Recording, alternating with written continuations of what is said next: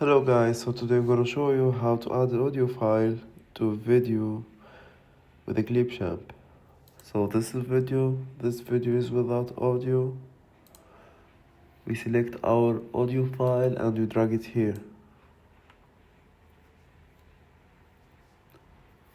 We wait till the file is uploaded. Then we click on the file and we drag it here. And voila!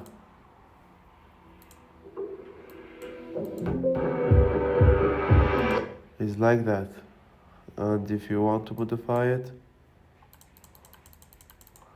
like you can do it like that. So the file, they end at the same time. I wanna be thrown into the rivers that flow. So that's all. Thank you and see you next time.